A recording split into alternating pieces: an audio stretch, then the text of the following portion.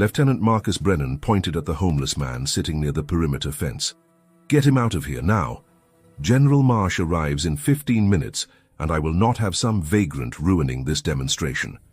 The security guards moved toward the man, worn jacket, military-cut hair, beard. He stood without resistance, hands raised. As he passed the line of sniper rifles, his eyes lingered on an M40A5 for just a second. Something flickered in his expression. Recognition. Memory. Then the roar of engines, a military jeep. General Howard Marsh stepped out, his eyes catching the scene, a homeless man being escorted away. Something in the man's posture made Marsh pause. "Wait, stop. Before we continue this story, we'd love to know where you're watching from. Leave a comment below telling us your city or country, and if stories like this, about courage, sacrifice and second chances, touch your heart, please consider subscribing to our channel. Your support helps us share more incredible true stories that honor the forgotten heroes among us. Now let's continue. 4 years earlier, James Caldwell had a name that meant something. Reaper. A call sign earned in blood and sand, in the mountains of Afghanistan and the burning streets of Fallujah. He'd been a Marine Scout sniper, Force Recon, 2nd Battalion. 73 confirmed kills, most of them at distances that defied belief. 1 shot, 1 kill. That was the code. That was the job. But the job came with a price. Helmand Province, 2012. An ambush that turned a routine patrol into a massacre. 8 men in his unit. Only 3 walked out. Reaper was one of them. But the faces of the 5 who didn't make it followed him home. Their voices echoed in his sleep. Their blood stained every quiet moment. PTSD wasn't just a diagnosis. It was a shadow that swallowed everything. The VA lost his paperwork. Benefits denied. Insufficient proof of combat-related trauma. As if a stack of mission reports and a chest full of scars weren't enough, his marriage collapsed under the weight of his silence.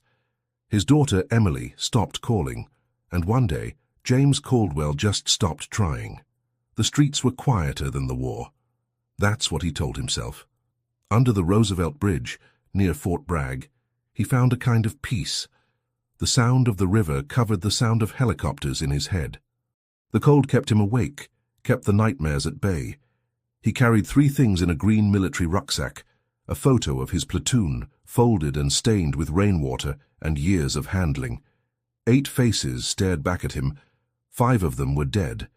A broken rangefinder that used to calculate wind drift and bullet drop, the tool that had once made him one of the deadliest shooters in the Corps. And a tin of instant coffee he never opened, because it belonged to his spotter, Corporal Danny Reyes, who died in his arms in Helmand, whispering his daughter's name with his last breath. Around his neck, hidden beneath layers of worn clothing, hung a challenge coin on a rusted chain. Force Recon, 2nd Battalion, Death Before Dishonor. The metal was cold against his chest, a reminder of who he used to be. Most days, Reaper stayed invisible. He didn't panhandle. He didn't cause trouble. He helped other homeless veterans when he could, sharing food, keeping watch when someone was too sick to stay alert. He'd once stopped a younger man from robbing a gas station, not with violence, just with a look and a quiet word. "You don't want to do this, brother, trust me." The kid had listened, dropped the knife, walked away. Reaper didn't know why his words carried weight. Maybe some part of the warrior still showed through the dirt and the beard and the hollowed-out eyes. 3 weeks ago, Reaper had started sitting near the edge of the Fort Bragg firing range. Not on base property, just close enough to hear the rifles. The sound was both painful and familiar. Each crack of a rifle brought him back to missions he'd rather forget and brothers he couldn't. It reminded him of who he used to be. It reminded him that some part of him was still alive, even if it was buried deep. He never spoke to anyone, never tried to get closer. He just watched, observed. Sometimes when the wind was right, he'd calculate the shots in his head. Wind speed, temperature, humidity, bullet drop. His mind still worked like a sniper's, even if his hands didn't hold a rifle anymore. Until today. Lieutenant Brennan had noticed him 2 days ago and made a mental note to deal with it. But with General Marsh's visit looming, the biggest presentation of his 7-year career, he'd run out of patience. This homeless man, whoever he was, had picked the worst possible day to be a problem. The firing range at Fort Bragg was immaculate. 8 lanes stretched across the field, targets positioned at distances from 500 to 1,200 meters. The afternoon sun cast long shadows across the concrete, and the smell of gunpowder from earlier drills still hung in the air. Marines moved with precision, preparing rifles, adjusting scopes, checking wind speeds measured at 15 kilometers per hour. Everything had to be perfect. General Howard Marsh wasn't just any officer. 3 stars, 35 years of service, combat veteran of Desert Storm, Iraq and Afghanistan. He was bringing a NATO delegation to observe American sniper training protocols. This demonstration could influence funding, international partnerships, and Brennan's next promotion. Brennan stood at the center of it all, clipboard in hand, jaw tight with stress. He'd spent 3 weeks organizing this event. Every detail mattered, every variable accounted for. Except one. The homeless man 40 meters away, sitting on weathered wood pallets, watching in silence. To Brennan he was a stain, an embarrassment, a living reminder that not everyone who served came out whole. When the security guards approached Reaper, he didn't argue. He'd learned years ago that fighting the system was pointless. He stood slowly, his knees stiff from sitting, and raised his hands slightly, palms open. No threat, no resistance. As he walked past the line of rifles mounted on tripods, something inside him stirred. The M40A5, the same rifle he'd carried in Fallujah, the same rifle that had saved 32 men in a convoy ambush. The same rifle that had taken the life of an insurgent commander at a distance most people couldn't even see with binoculars. His fingers twitched. Muscle memory. Years of training and combat compressed into a single instinct. But he kept walking. He wasn't that man anymore, he couldn't be. Then the engines roared. A military jeep, flanked by 2 escort vehicles, rolled onto the range. The door opened and General Howard Marsh stepped out, his boots hitting the gravel with the authority of a man who'd commanded thousands. He wore his dress uniform, ribbons covering his chest, 3 stars gleaming on his shoulders. Marsh scanned the range, assessing the setup with the eye of someone who'd seen 1,000 operations. His gaze landed on the scene near the fence. 2 security guards, 1 homeless man walking away, hands slightly raised. 1 nervous lieutenant pretending not to watch. Something about it felt wrong. Marsh had spent decades reading situations, insurgent ambushes, hostage negotiations, battlefield triage. And right now, his instincts were screaming. The way the homeless man moved, the way he'd looked at the rifles, the military short haircut beneath the dirt and wear. Marsh raised his hand. Wait. Stop. The entire range froze. Security guards stopped mid-step. Brennan turned, confusion and panic flashing across his face. Reaper stood still, shoulders slightly hunched, eyes on the ground, waiting for whatever came next. Marsh walked toward them, his boots crunching on gravel, ignoring Brennan entirely. His focus was on the man in the worn jacket, the man who carried himself like someone who'd once worn a uniform. Son, Marsh said, his voice firm but not unkind. What's your name? Reaper didn't answer. He shifted his weight, preparing to leave. He'd been through this before. Charity, pity. Questions that led nowhere. Marsh stepped closer. His tone changed. Sharper. A command, not a request. Marine, I asked you a question. What is your name?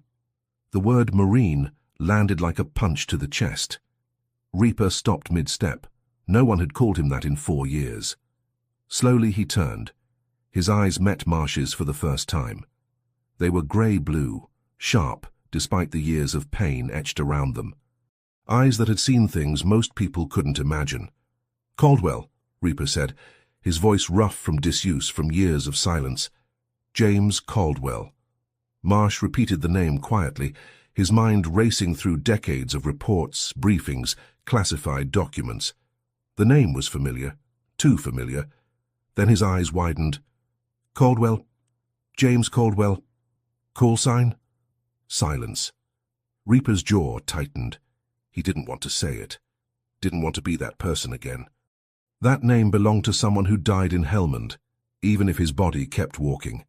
But the authority in Marsh's voice, The respect buried beneath it pulled the answer out of him. "Reaper, sir. 2nd Battalion. Force Recon." The effect was immediate and absolute. General Marsh's hand, which had been resting at his side, shot up to cover his mouth. He took 2 steps back, staring at Reaper as if he'd just seen a ghost walk out of a classified file. "Oh my God," he whispered, his voice cracking. "You're alive."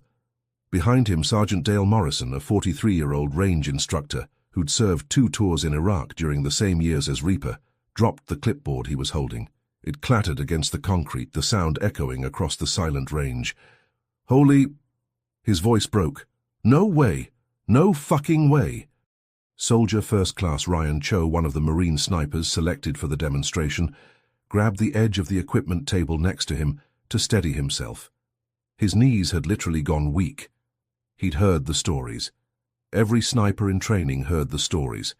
The ghost of Fallujah, the shot at 1,800 meters, the man who'd held off an entire insurgent cell solo while his unit evacuated wounded. Reaper was a legend, a myth, the kind of story you told new recruits to inspire them. And he was standing right there, in a torn jacket and boots held together with duct tape. Captain Eleanor Torres, the liaison officer for the NATO delegation, covered her mouth with both hands.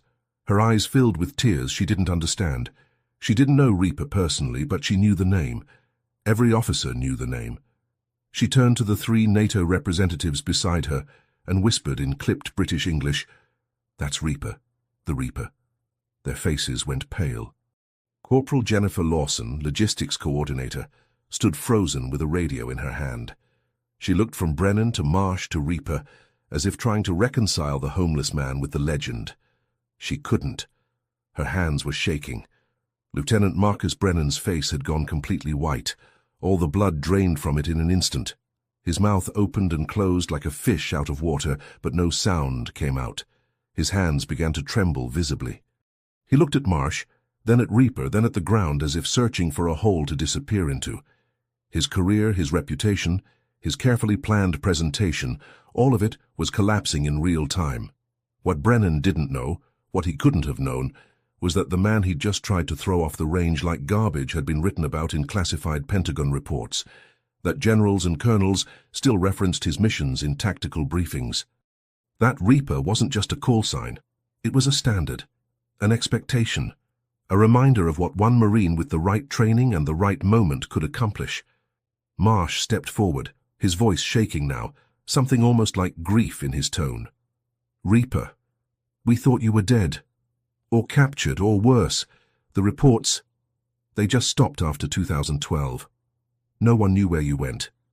Reaper's jaw worked. He looked away, unable to hold Marsh's gaze. "Didn't go anywhere that mattered, sir."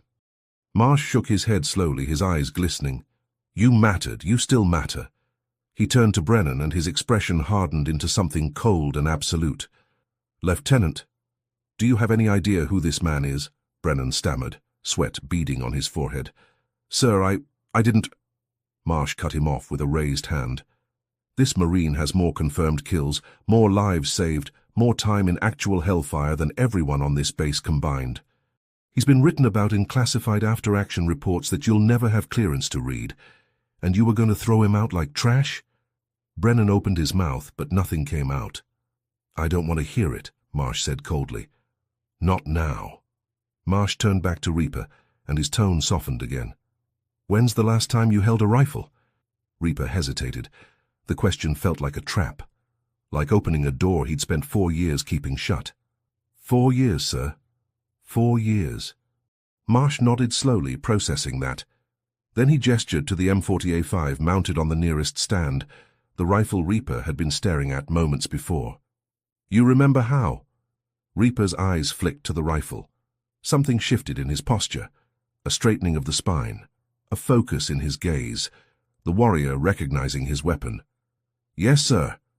Marsh looked at Morrison, who was still holding the spotting scope with shaking hands. "Sergeant, set up a target, 1,200 meters." Morrison blinked, certain he'd misheard. "Sir?" "You heard me. 1,200 meters, do it now." The range went completely silent. 1,200 meters was over 3/4 of a mile. It was a distance where even the best military snipers, with perfect conditions and endless practice, struggled to maintain accuracy. Wind, temperature, humidity, barometric pressure, the Coriolis effect from the Earth's rotation, bullet drop of over 30 feet. 1,000 variables, any one of which could turn a perfect shot into a miss. And Marsh was asking a homeless man who hadn't fired a rifle in 4 years to make that shot, in front of a NATO delegation, in front of the entire range staff. Reaper walked slowly toward the rifle. His hands, calloused and scarred from years on the streets, hovered over it for a moment. He hesitated. This rifle represented everything he'd lost, everything he'd been, everything he couldn't be anymore. But his hands remembered. He picked up the M40A5. The weight was familiar, 20 pounds fully loaded. The balance, the cold metal. It fit into his shoulder like it had never left, like his body had been waiting 4 years to feel whole again. He didn't rush. Rushing got people killed. He checked the chamber with practiced efficiency, adjusted the scope, his fingers moving on muscle memory, glanced at the flags at the far end of the range, watching how they moved, calculating wind speed. 15 kilometers per hour. Gusting left to right. He'd need to compensate. He dropped to one knee, then to prone position, elbows braced against the concrete, body forming the stable platform he'd learned to create in the mountains of Afghanistan. His breathing slowed, controlled, rhythmic. The entire base seemed to hold its breath. Marines who'd been working on other parts of the range had stopped, drawn by the silence, by the weight of the moment. Word was already spreading. Reaper. The Reaper. He's here, he's alive, he's about to shoot. Reaper's world narrowed, the crosshairs, the target, the distance between them. Everything else faded. The people watching, the years on the streets, the nightmares, the guilt. None of it mattered. There was only the shot. 1 breath, 2. His finger rested lightly on the trigger, 40 pounds of pressure away from sending a bullet across 3/4 of a mile. At that exact moment, 2 things were happening that would change everything. The first was a phone call being placed by Captain Torres to the regional VA director, demanding an immediate review of a case that had been buried for 4 years. The second was Lieutenant Brennan realizing that his career, his reputation, everything he'd built, was about to be destroyed by the man he'd tried to throw away. Reaper exhaled slowly, a long controlled release that emptied his lungs, stilled his body, quieted his mind. His finger tightened. He fired. The shot cracked across the range like thunder. The rifle kicked against his shoulder, familiar and brutal. For a moment, nothing. 1,200 meters. The bullet traveling at over 2,000 feet per second. Time seemed to stretch. Then Morrison, eye pressed to the spotting scope, let out a sound somewhere between a laugh and a sob. His voice broke when he spoke. Center mass. Direct fucking hit. The range erupted. The NATO officers, who'd been watching with polite skepticism, burst into stunned applause. Captain Torres was openly crying now, tears streaming down her face as she clapped. Ryan Cho just stood there, shaking his head in disbelief, repeating, "No way, no way, no way," under his breath like a prayer. Morrison walked over to Reaper, who was already standing, setting the rifle back down with the same care a man might use with a sacred object. Morrison extended his hand, his voice thick with emotion. "Sir, it's an honor. A genuine honor." Reaper shook it, uncomfortable with the attention, with the eyes on him, with being seen again. "Just a shot, Sergeant." "Just a shot," Morrison repeated, smiling through tears. "Right. Just a shot that 99% of trained snipers couldn't make on their best day." "Sure." Marsh approached, his expression a mixture of awe and profound sadness. He'd read the reports. He knew what Reaper had done in combat. But seeing it, seeing the skill still there after 4 years of homelessness, after 4 years of the system failing him, it was almost too much. "Reaper," Marsh said quietly, "how the hell did you end up out here?" Reaper's face hardened. The walls came back up. "System didn't want me, sir. VA lost my records, benefits denied, said I didn't have enough proof of trauma." He laughed, bitter and hollow. "Guess a chest full of scars and a head full of ghosts wasn't enough paperwork for them." Marsh's jaw tightened. Anger flashed in his eyes, but not at Reaper. At the system. at the bureaucracy that had let a man like this fall through the cracks. That ends today. Right now. Reaper shook his head. Sir, I appreciate it, but I don't need... I'm not asking, Marine, I'm telling you.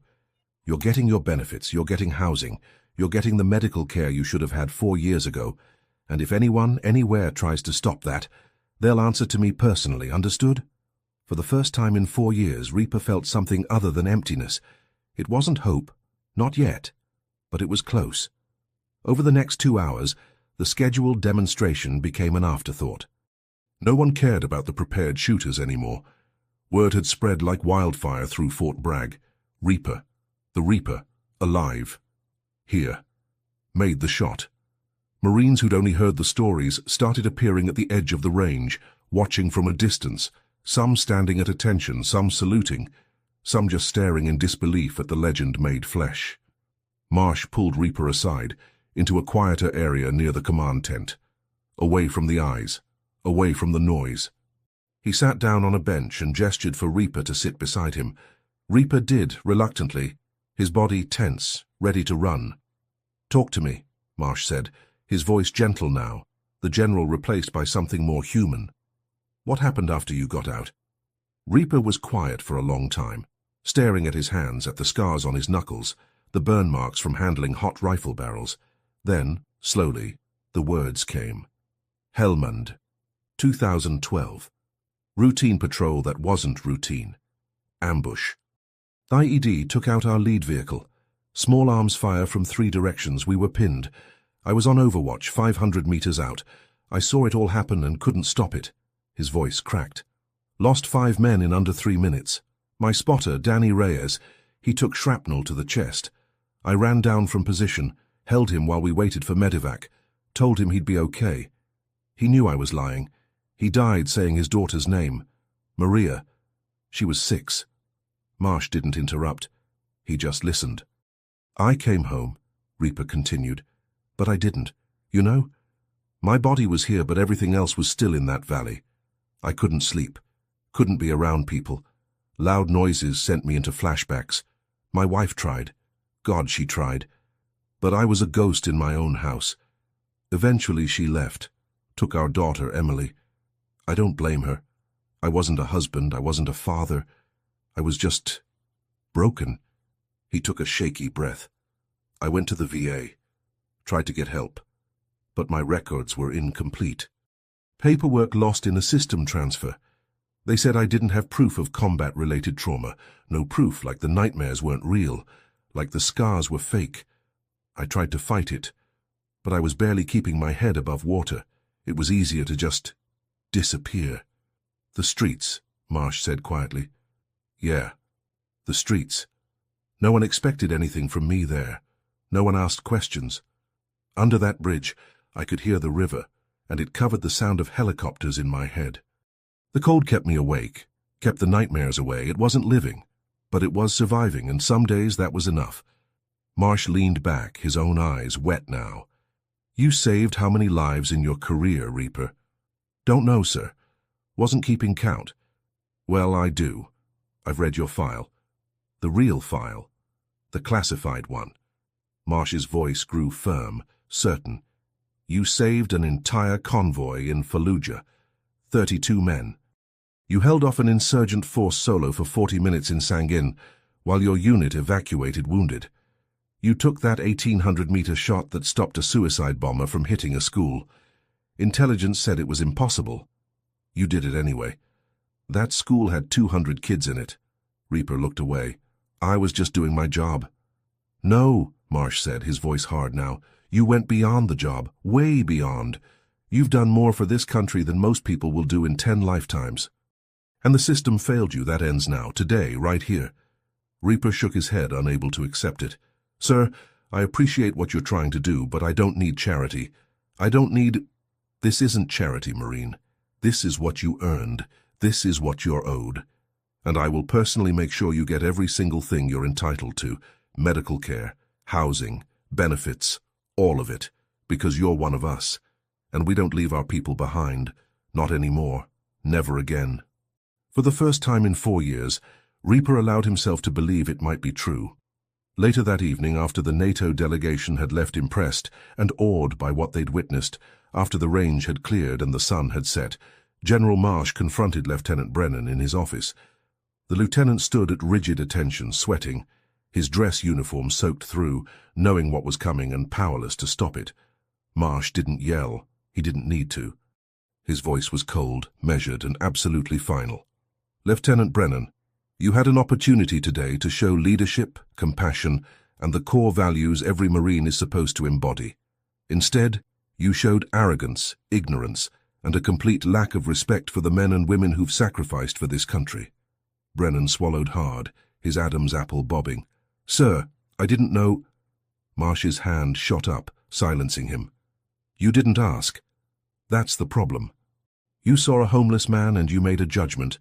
You never considered that he might have a story, that he might have sacrificed more than you can possibly imagine, that he might be the very embodiment of what it means to be a Marine." Brennan's face was pale, his hands shaking at his sides. "Here's what's going to happen," Marsh continued, his tone glacial.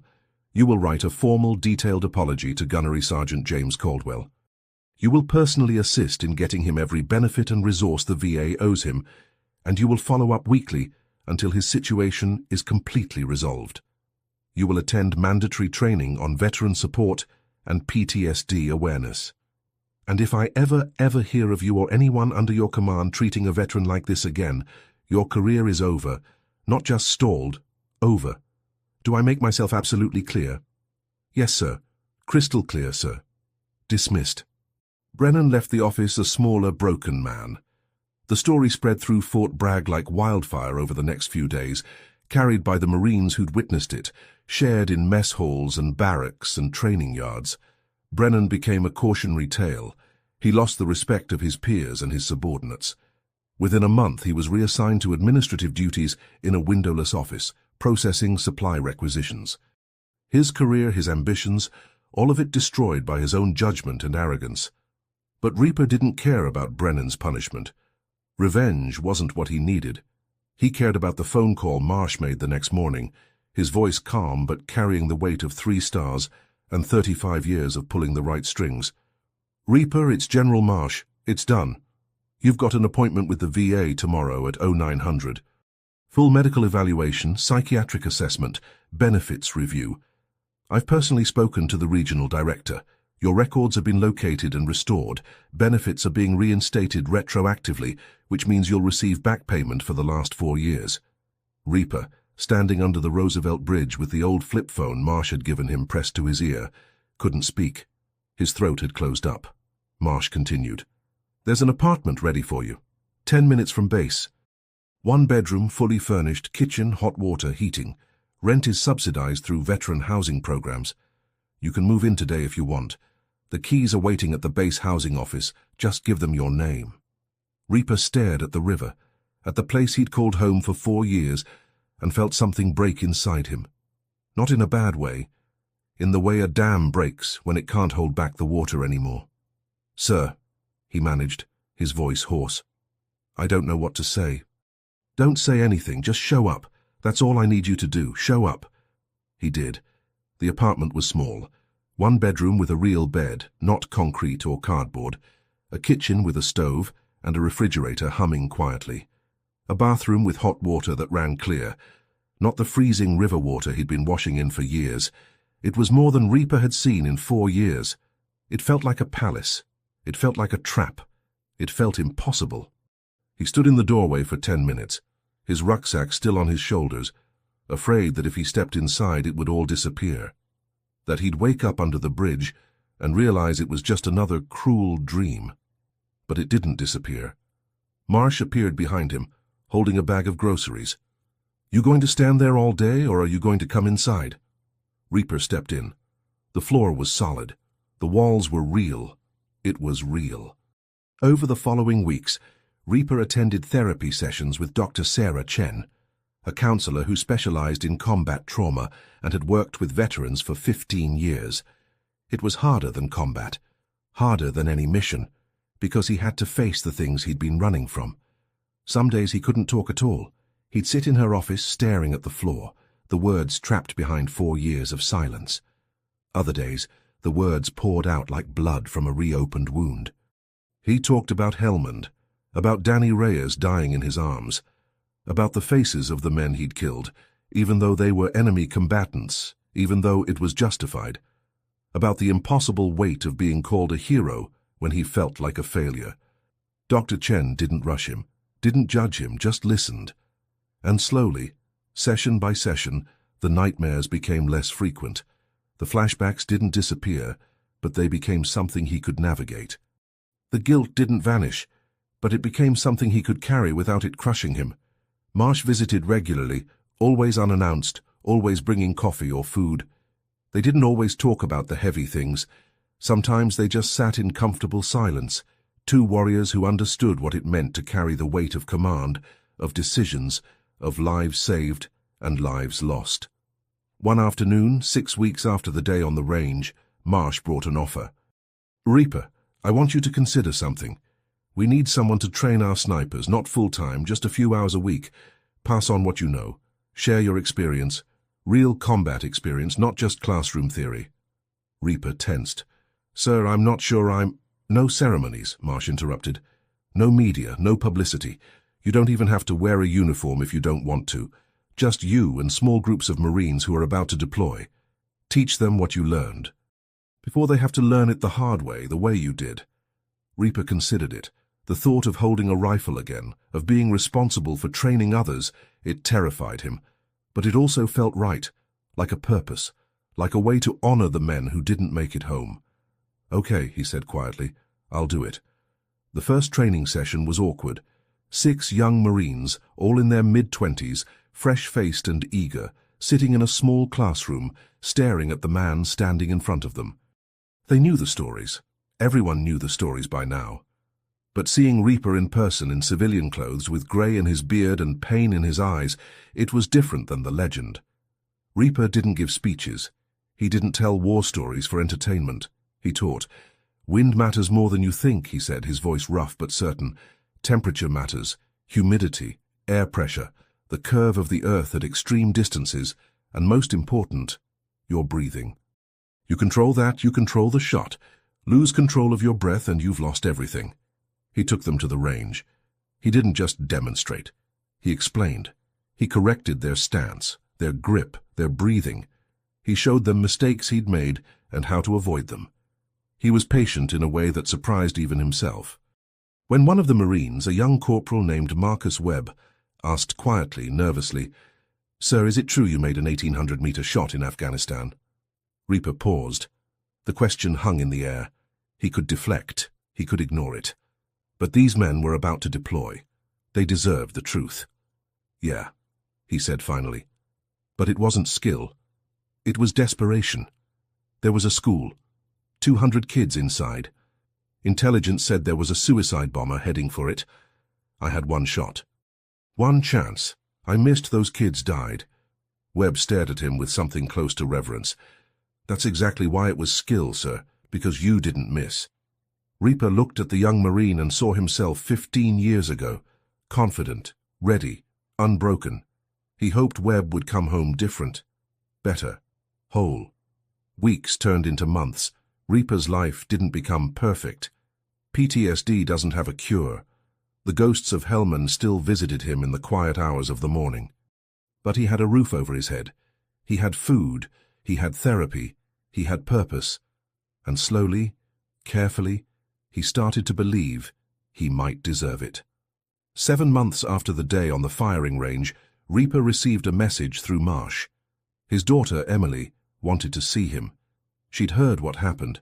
Marsh had tracked her down, told her the truth, that her father was alive, getting help, trying to rebuild a life he'd thought was beyond repair. They met at a small diner halfway between Fort Bragg and Charlotte, where Emily lived with her mother. Reaper arrived 30 minutes early, sick with nerves, terrified she'd change her mind. When she walked through the door, he almost didn't recognize her. She was 26 now, a grown woman with her mother's eyes and his stubborn chin. She sat down across from him, her hands wrapped around a coffee cup, nervous and uncertain. "Dad." "Emily." His voice cracked, saying her name. He hadn't said it out loud in 4 years. They talked, Not about the past, not at first. Just small things. Her job as a teacher, her apartment, the life she'd built. Eventually, carefully, she asked the question he'd been dreading. Why didn't you call? All those years, why didn't you reach out? Reaper looked down at his hands, at the scars and the dirt that never quite washed away, at the evidence of everything he'd lost. I didn't think I deserved to. I wasn't the father you needed. I wasn't even a person anymore. I was just broken, and I didn't want you to see me like that. Emily's eyes filled with tears. She reached across the table and took his hand. Her touch was warm, real, forgiving. Dad, you were sick. You were hurt.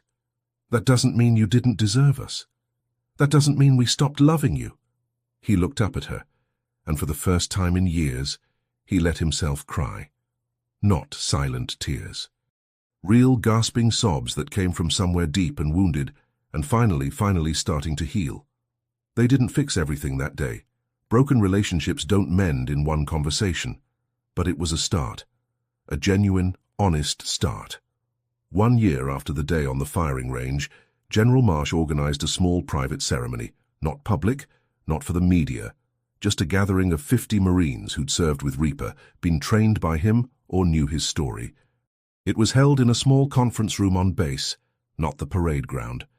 Marsh stood at a podium, his voice carrying the weight of everything that had happened.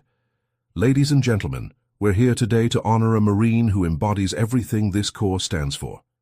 Courage, sacrifice, resilience.